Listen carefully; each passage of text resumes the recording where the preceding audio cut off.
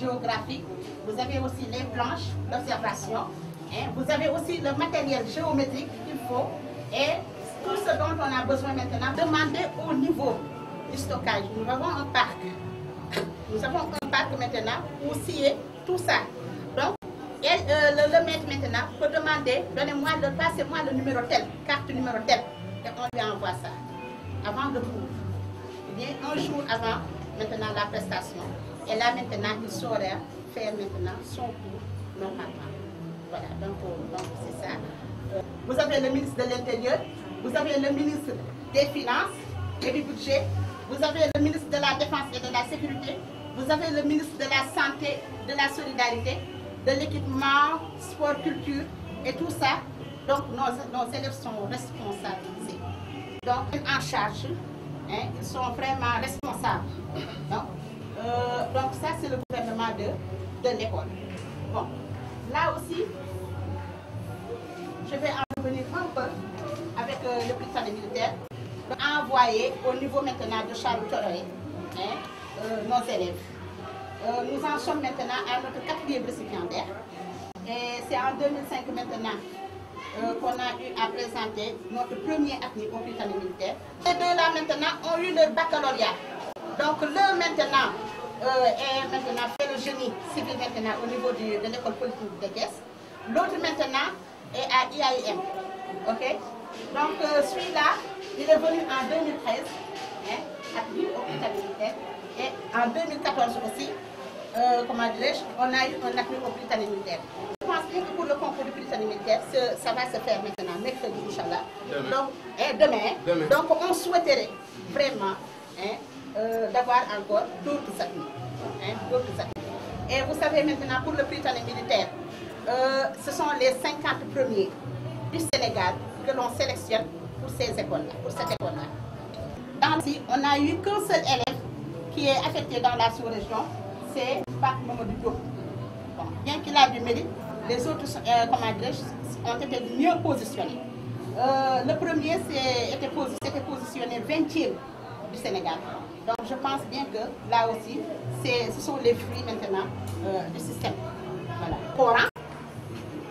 Du préscolaire maintenant au CM2, les élèves font le Coran. Ils font l'anglais maintenant à partir du CE1, les cours d'anglais. Ils font maintenant l'enseignement général aussi. Et cette année aussi, on a initié des cours de couture, ici au niveau de l'école. Donc tout ça maintenant, c'est pour faire un gain de temps. Donc on a pu à aller en ce sens maintenant, depuis d'anglais, d'enseignement général, pour gagner du temps. Donc tout ça maintenant, peut-être que le film va vous montrer ça. Et on a été aussi au préscolaire, donc dans le milieu ambiant des élèves, des petits, que vous venez de saluer, que vous venez de chérir, vraiment. Donc tout ça, vous aurez l'occasion maintenant de voir ça avec le film.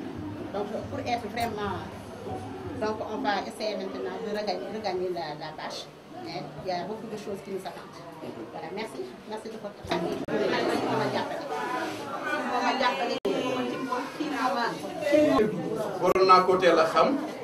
Je pense qu'il a mis beaucoup de moyens à notre disposition. Je pense que les pollués doivent nous accueillir. Et nous regardons là. Pour témoigner en tout cas de ma solidarité, mais aussi de mon sentiment de profond respect, mais aussi de remerciement. Merci.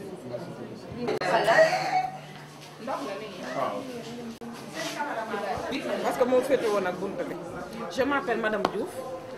Je suis là.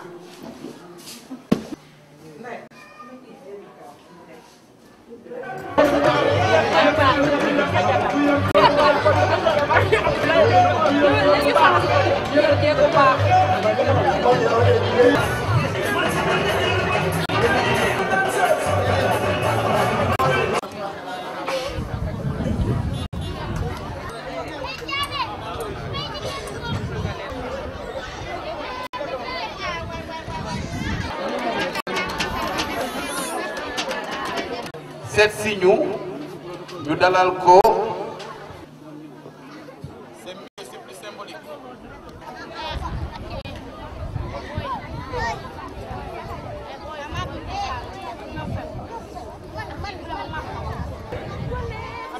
Voilà. Aussi, le professeur Abstance Libé. Après, il y aura maintenant la remise des manuels. Je rappelle que Amna Mbotay, vous devez que le Fall. Mais aussi, c'est un vaste programme, Inch'Allah. Vous devez par des tellement extraordinaires. Et voilà la même chose aujourd'hui. Madame Ndiaye, professeur lay déglu nag moom lay déglu lépp lañu wayandoo met bëgg naa ko dégg. Voilà, les enfants à 3, nous allons chanter ensemble l'hymne national.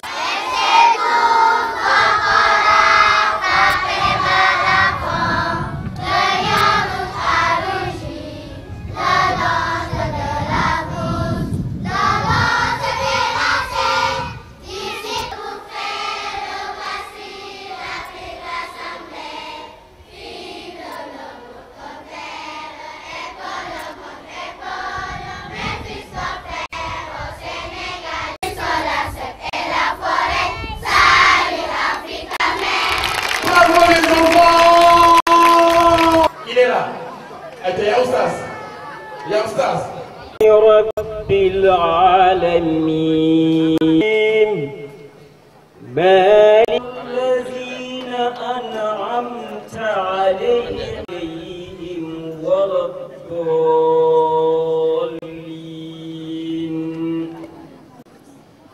بسم الله الرحمن الرحيم إذا جاء نصر الله والفتح ورأيت الناس يدخلون في دين الحمد لله لكم أهلا وسهلا أهلا وسهلا هذه مدرستكم نشكر لأن هذه حفلة. Donc nous demandons à Farah Marie Ndiaye de venir donc prendre le micro, faire son discours de bienvenue. Voilà, Farah Marie Ndiaye, nous lay ñaan yow lay jox donc cadeau. À prendre goût à l'enseignement à l'école primaire Berthe Maubert avant d'intégrer par la suite le prestigieux à l'époque lycée John Fitzgerald Kennedy. C'était, madame, l'époque où les jeunes garçons excellaient et dominaient partout. Et tel un défi, vous avez déplacé les montagnes et vous avez su énergiquement surmonter obstacle par obstacle. Obstacle à obstacle, obstacle après obstacle.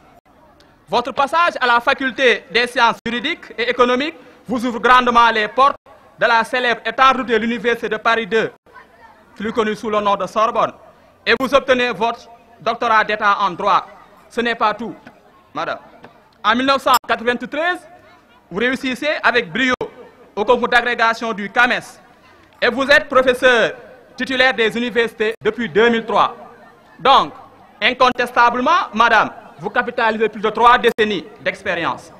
La femme studieuse, amoureuse du droit et soucieuse de la perfection et du travail méthodique n'a nullement fait ombrage à la femme de paix que vous êtes. Ce qui justifie votre présence remarquée et remarquable dans les grandes causes et la création de l'espace dialogue, vérité et réconciliation pour la paix définitive en Casamance. Madame, tel un prestidigitateur, vous avez plusieurs tours dans votre sac et plusieurs arcs à votre flèche, car vous êtes aussi une femme politique. Votre entrée dans ce domaine n'est que le prolongement et la conséquence normale de votre long combat, de vos âpres batailles, d'où la mise sur pied de la convergence des acteurs pour la défense des valeurs républicaines, car l'ENN en mai 2010. Vous faites partie des héroïnes du quotidien, madame. Je ne saurais terminer, mesdames et messieurs, sans parler de vos multiples nominations et distinctions. Tenez-vous bien. Vous êtes présidente du réseau africain des femmes travailleuses. Vous étiez directrice de l'Institut des droits de l'homme et de la paix de 2003 à 2013. Vous étiez directrice des études de l'Institut des droits de l'homme et de la paix, 1993 à 2003. Vous étiez vice-doyenne de la faculté des sciences juridiques et politiques de l'UCAD en 2001. Vous êtes docteur d'État en sciences juridiques depuis 1987. Vous êtes diplômé de l'Académie du droit international de la Haye en 1988. En 1978, on vous a décerné un certificat de droit et économie des pays d'Afrique à l'université de Sorbonne. Vous étiez en 2005 la présidente du jury d'agrégation du CAMES. Vous êtes commandeur de l'ordre du mérite du Sénégal depuis 1998. Vous êtes chevalier de l'ordre national du Tchad depuis 2005. En 2009, vous avez reçu la Légion d'honneur française. En 2005, toujours, vous étiez nominé au projet 1000 femmes, prix Nobel de la paix en 2005. Madame, le président Churchill encensait le vieux Clémenceau en ces termes. S'il y a un homme qui représente la France, c'est bien vous. Je vais emprunter ces paroles et ce ne serait pas trop exagéré de vous dire que vous êtes le Sénégal. Je vous remercie. kon donc dañ ci yokk rek ni yow suñu fierté nga macha allah la ñaanal yal na la yàlla defal jàpp yal na la fi jël bàyyi macha allah. voilà su loolu weesoo dañuy accueillir waa MSD dirigé par Père Gora qui est là derrière ànd ak aussi. dañu ma fekk si yàlla mën la nattuma jiite quartier bi donc lu mel ni su amee pour man honneur la et c'est pas la première fois mu am et ça prouve que véritablement donc moom professeur bàyyi na xel ci école bi ndax moom mooy marraine école bi je pense que geste bii ma gis mu di ko def geste bu am solo la et c'est un geste boo xamante ni dafay inciter parce que dina permettre même association bi nga xam ne mi ngi fii ci bu ma juumul association des parents d'élèves donc di continuer di jàpp ci lu mel nii ndax mooy tax école bi dund waxoon naa ko madame Ndiaye dama koy fàttali ni ko école bi su fekkoon benn élève lay doon te njëlbéen sama doom lay nekk ba muy def porte à porte di installer école bi monsieur Gomis wax na ko léegi donc su demee ba toll nii véritablement suñu honneur la dañuy ñaan yàlla mu yokku donc lii nga xamante ni xew na fi tey ñu ngi ñaan yàlla mu doon ay vraiment ay loo xam ne dafay gën a jëmale école bi kanam te doon loo xamante ni rek buntu la commencement la et que mu doon activité yu mel ni yu bari yoo xamante ni parents yi d'élèves yi dañ ci gis seen bopp élèves yi gis seen bopp enseignants yi gis seen bopp donc du ma tirer en longueur parce que programme bi xaw na chargé wu mais maa ngi leen di wax bismillah professeur bismillah kontaan nañu lii nga def it yàlla gis na ko yàlla na la yàlla fay yaa xam li nga ci jublu yàlla na la yàlla fay. et je pense que Sénégal bi mu toll ñëpp gis nañ ko tey on parle ñu xamoon bokkul woon ci ngor gi ñu xamoon bokkul woon ci diine gi nga xam ne bëgg ngaa dimbali Sénégal bëgg ngaa dimbali doomu Sénégal ngir ëllëg donc ñu am Sénégal may. nga dugal xale yi sans tarder voilà parce qu'on a un programme. Mais d'ailleurs, je ne parle pas de ça. Ils sont censés ainsi nous gouverner. Ils ne seront jamais de référence ni idoles. Madame a dit comme ça. Justement, c'est pourquoi j'ai pris goût aux études. Car pour moi, les études devaient nous servir de mieux permettre. L'éducation, si elle est accompagnée d'une morale saine, aujourd'hui.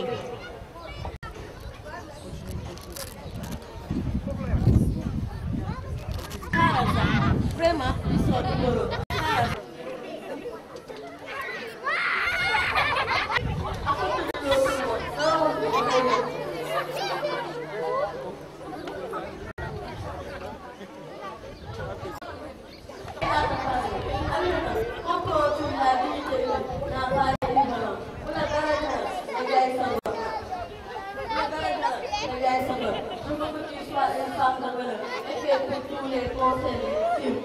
ak jigéenu kilifa bu am taxawaay day xam-xam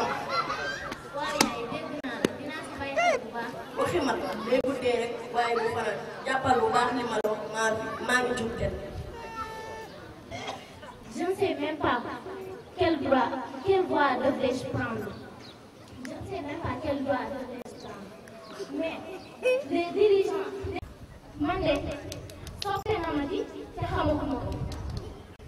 Soxna si on dirait qu'on m'interprète de l'autre côté. Soxna si, excusez-moi, je ne suis pas habituée à interpeller les gens ici. Mais yow la kan? Je me nomme Amsatou Sow. À la faculté des droits. Professeur Amsatou Sow. Mais justement, professeur Amsatou Sow Sidibé, avec quelle voie vous comptez prendre? Élucidement. Lu muy tekki? La troisième voie, la voie de la paix, de l'unité et du ay fonk sa dignité ak say parole. dignité boobu ak valeur boobu la ma sama yaay doon wax kon dinaa ko sàmm à jamais. verbe bu aller comment nga koy conjuguer verbe par bu ko changé comment changer verbe comment changer verbe bu aller. loolu de dina ma neex lool ànd ak yow si yoon bu jub ak dëgg dina ma neex lool. fekkee rek a ma ci boole xale laa woon ni yéen yoraan sama bolus di jàngi di taataan waxu mag te santeeg mag moo xam ne kàddoom wérul ba yàq sama jamono moo waral ma mel nii tey damay dégg ngeen naan valeur lan moo tax Sénégal ba tey demul kanaa valeur yàqu yi ak wax lu du dëgg ma dégg ngeen ne télé bi dafa am circulation ba tax ki am na ku ñëw ci langue bi ne troisième voie la xala jël lan mooy troisième voie mooy yoonu valeur ku ne xam lan mooy sa njariñ société ak sa mission daa war a wax dëgg saa su ne njiit daa war a fonk askanam waaye njiit daa war a xam boppam waaye njiit war nga bañ a yamale kenn bay xàmmee ko am ak ki ñàkk gesu keppaar bay tëra yeey lii di suukal si ñi fekkewul woon waaye njiit war na bàyyi xale yi nga xam ne ñooy doon mag ëllëg waaye njiit war na am xam-xam bu ànd ak ràññee ndax ay ndawam nekk ñu jar a ràññee lenn rek daa leen digal joxante leen seen loxo te taxoo di dëgg ak ndam ngir ngeen am yoon valeur. a jàppale kenn man la njëkk a jàppale tubarkalla macha allah keroog ba ma langee tubarkalla def am sama kilifa la alhamdulilah dinaa wax nag mais sama waxtu bari na.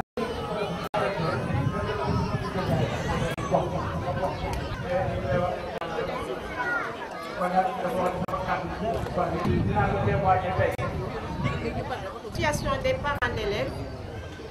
Chers invités, bonsoir. Madame Amsatou Sow Sidibé, marraine des cours privés Atlantis, c'est avec une immense joie et un réel plaisir que nous vous accueillons dans notre établissement éducatif de notre pays et de leadership féminin. Vous priez pour professeur de droit titulaire de chaire à la faculté de droit de l'université Cheikh Anta Diop. Providentiel, soucieux des mots qui oppriment et oppressent mon peuple, je veux nommer bien sûr Madame Aïssatou Amsatou Sow Sidibé, qui a bien voulu, avec son calendrier très chargé, redorer avec une main experte ce temple du savoir. Le mammifère volant. Mais toi, tu es le seul trésor tenant. À la main gauche, les fruits crus des galaxies lointaines. À la main droite, les croûtes océaniques modernes. Jamais, jamais ce pouvoir ne sera pour d'autres. Qu'il soit soleil, lune et étoile d'Athènes ou de Rome. Qu'il soit l'horizon bleu de la Grèce, tombeau de toute source. L'ombre sombre de la mort, cette vraie vie pâlit les visages. Mais toi, tu y vis heureuse car nul ne t'y venge. Alors ta vie n'aura plus rien d'autre d'étrange que de pouvoir obsédant ton courage. Ah oui, un tel honneur vaste ta foi. L'honneur le plus rare pour toi qu'aspirent même les bons rois parnassiens. Ta bouche résonne la mélodie des tambours épicuriens qui font danser l'avenir dans son haut plaid de fer. Sow, grotte à la bouche religieuse, que chacune de sa parole apporte un bon augure aux couleurs. Noble est la tache se marquant sa nature d'âme et de race. Rien qu'à voir son apparence, rien qu'à voir devant elle le monde, fleurissent les jeunes vies promeneuses de fruits. Admirable fermeté d'âme, Sidibé. Ô lumière, je te devine et le soleil te dessine. Laisse-moi te dire à haute voix devant les hautes mamelles que demain des étoiles, demain des lunes, demain des soleils, d'une main experte, tu soigneras les animaux libres au cachot du désespoir. Tu éclairciras la chaussée boueuse des univers d'enfance, univers des sables ou d'innombrables épis de mille poussées. Tu feras de la colline pierreuse de Ngatawe la source des fleuves qui reflètera l'or rayonnant du soleil. Demain des soleils, demain des lunes, demain des étoiles. Tu porteras encore plus haut le vent des ouragans, plus forte la lutte pour l'ataraxie et l'apathie sociale, plus doux les rives juvéniles. Tu exerceras Sow les mauvaises herbes de la terre touffue. Tu rendras Sidibé la jeunesse si célèbre que les poètes la chanteront. Tu rendras l'atmosphère si douce que Kantaboroa la salmodiera. Tu donneras tant de noix de cola à la vieillesse qui en inspirera. Tu allumeras ce fort nocturne de Mamanguej et de Kumbalamba, autour desquels j'exhiberai d'imminentes poétesses et de grands jureurs. L'ombre des rochers embellissent l'ordre du sable gris. Demain des soleils, demain des lunes, demain des étoiles. Tu feras de l'espoir une certitude, des rêves une réalité. Tu feras de la force une trêve de ton peuple, ce peuple tondu par l'espoir. Air vert. Tu bouffoires la sueur des travaux de l'homme privé de vivre, des travaux l'effigie des âmes déchues, des âmes l'édifice des jours meilleurs, pour ne plus entendre le soufflement de l'ouragan, pour ne plus entendre le grondement des ciments. Demain des soleils, des lunes et des étoiles, la grande clameur de joie vivra désormais dans les cœurs. Professeur, tant que les cieux éclaireront les pôles, ma plume qui déchire les ténèbres nocturnes dessinera le rythme éternel de tes jours au cours sans angoisse. Au temple du savoir, quand tu nous parlais, il me paraît, j'entendis l'hymne de la paix et de l'éternité. Ô femme douce et pétillante, laisse-moi te dire, noble femme Touba, que tu me tiennes les tambours, les tam-tams et la danse des Amazones, que tu me regardes les chants, les contes, le royaume des signares, que tu m'embellisses les temples des nuits de Fouta, que tu me surveilles le lion sous le grand baobab des forêts de la Casamance, ce lion de la Teranga, gardien irrésistible de la maison, que tu me chantes l'hymne de la bravure pour que le lion rugisse. Oui, que tu chantes l'ouragan de la lumière, que l'amour visite l'empire de ton cœur, que tu pardonnes ceux qui ont incendié la mémoire de tes belles filles, que tu tiennes encore tes mains les cours de l'Atlantis, que tu tiennes tes yeux contre l'ange de la haine. Merci. Vraiment, c'est très bien fait et très beau. Beaucoup de plaisir de parler de ma grande sœur. Pourquoi? Parce que c'est facile pour moi et je suis bien placé pour parler d'elle. Aujourd'hui, c'est un plaisir que nous éprouvons. Je représente la famille et aujourd'hui, ce que je peux vous dire sur notre grande sœur Mme Awa Diouf, Mme Ndiaye, est que c'est une femme exemplaire. Exemplaire de par ses qualités humaines, de par ses qualités sociales et aussi de par ses qualités professionnelles. Alors, est-ce que tout simplement, c'est la tendance et qu'elle voulait suivre la tendance? Et ce que je peux vous assurer est que, en fait, je me suis rendu compte qu'effectivement, c'était une passion chez elle. Effectivement, donc, c'était une conviction chez elle. J'ai vu une femme qui était très engagée. J'ai vu une femme qui était très déterminée, justement, à aller jusqu'au bout. Et ça ne m'a pas étonné d'elle, parce que dans la famille aussi, c'est comme ça qu'elle s'est toujours comportée. Voilà, et je rappelle que Niaoui qui va Niaou, moi Abdou Gueye, décoration yi fi léegi. Comme toujours, Abdou Gueye là, et Mme Ndiaye. Depuis la création de Jupiter en 2002, je pense qu'on a créé Jupiter en 2002. J'ai créé Jupiter en 2002. Elle a été directrice de l'école Jupiter en 2000. Encadrée l'équipe pédagogique. Voilà, une dame vraiment très bien équilibrée, une dame intellectuelle. Son niveau dans le domaine intellectuel, dans le domaine pédagogique et surtout aussi. sama wolere mu leemul ma géew bi. waaw boo gisee ma wax lii du gudd sax ndax comme yëf yi dafa guddi ba Serigne Touba gis nga kii dañoo ànd ba muy am juróom-benn élève. Marraine, en l'occurrence Madame Amsatou Sow Sidibé, ici présente avec sa délégation, à nos chers parents d'élèves, à nos chers collègues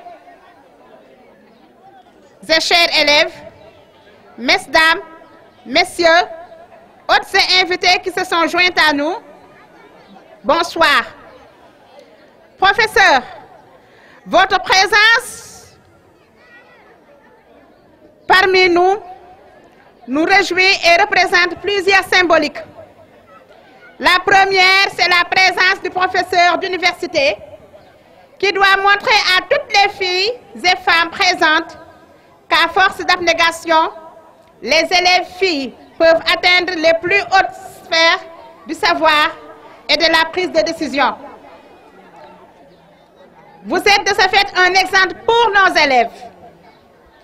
La deuxième symbolique, c'est le don de livres que vous avez fait pour notre groupe scolaire qui signifie pour ces élèves, lisez, apprenez, choisissez le chemin de l'acquisition du savoir.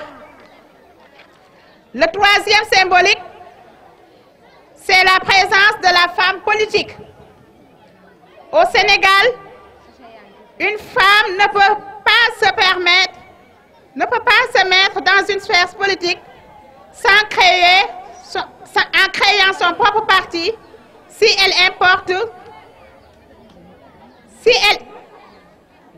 n'a pas une importante dose de courage, d'abnégation. C'est pourquoi pour nous n'avons d'autre choix que de vous appuyer, de vous soutenir, de vous pousser à avoir le maximum de députés pour notre parti Carlenen, pour que notre parti Carlenen puisse être fortement représenté à l'Assemblée nationale. Le contact et l'expérience que nous avons avec vous nous a montré que vous n'êtes pas ceux qui cherchent à se faire élire pour des raisons pécuniaires. Donc la troisième voie politique que vous prônez est possible. Nous espérons tous que les Sénégalaises et Sénégalaises saisiront cette opportunité pour ceux qui cherchent à faire la politique autrement, à les représenter à l'hémicycle. Autant pour moi. Merci Madame la marraine pour ce don de livre qui devient un geste récurrent et la considération que vous avez pour notre groupe. Le titre de marraine des cours privés Atlantis a fait aujourd'hui plus de 5 ans et vous manifestez toujours de l'intérêt à ces distinctions qui vous sont accordées. Merci pour votre attention. Je demande maintenant à deux personnes maintenant de venir me tenir cette banderole. Di wax ndaje mi tay ci tay gi ni mu tëddee neex na ma lool te maa ngi ñaan yàlla suñu borom mu yàgg ñu ko dajale. Tey nag ñi fi teew macha allah bari nañu torop tabarfakalla macha allah teew na fi sunu marraine madame Amsatou Sow Sidibé ànd ak délégation bu mag délégation waa Carlenen ma di leen sant di leen gërëm ci nekkin bu rafet bi nga xamante ne moom la ñu nekkee ak man ci yéene bi nga xamante ne moom lañ ma yéene macha allah sama nomination bi professeur Amsatou Sow Sidibé yi nommé ma ko ma nekk la présidente nationale des femmes de Carlenen. kon délégation bi tey jii maa ngi leen di sant di leen gërëm ci seen teewaay di leen sant ci teraanga bi ngeen xamante ne bari na lool te ngeen indi ko fi tabarfakalla macha allah may dellu di sant di gërëm sama famille ndaxte tey bu ma langoon tey jii fii yëpp fees dell macha allah ma gestu gisuma leen dinaa wéet waaye tabarfakalla macha allah ñi ngi nii toog samay rakka ngi toog samay doomi ndaya ngi toog samay jabari càmmiñ a ngi toog samay tanta ngi toog kon nag tabarfakalla macha allah maa ngi leen di sant di leen gërëm di leen ñaan nag di ñaan yàlla sunu borom mu guddal seeni fan may leen wér ak wérle maa ngi sant di gërëm personnel groupe Jupiter kaw ba suuf macha allah dale ko ci directeur général bi ba ci professeurs yi ba ci enseignants yi ba ci chauffeur si ba ci femme de ménage macha allah doyen Ndiaye maa ngi koy sant ñoom ñëpp macha allah kenn toqiwu ci kenn sonn ci bés professeur man tey jii su ma taxawee fii tey si tey jii dajale mbooloo mu toll nii yàlla ak sa jëmm rusuma présidente rusuma de ndax damaa xam ne j'ai fait le bon choix macha allah tabarakallah may ànd ak moom na booba politique agul may ànd ak moom professeur fekk ma foyer des jeunes may organiser fête fin d'année dem fekki ko ca bureau keroog maa ngi ko fekk salle de classe muy def cours ak ay étudiants ma ànd ak Omar Kayta mi mu ñàkk kiñaan mi ma yegg mu présenté ma ko ma ne ko man de professeur mu ne ma ne ko damay organiser fête fin d'année bëggoon ay cadeau wala ay prix yoo xamante ne moom lay jox mes élèves les plus méritants mu jox ma ci nag ba ma doyal macha allah teg ci wuy si ma Kër Mbay Fall ci foyer bi booba ba tey nag mu jàpp te bàyyiwul.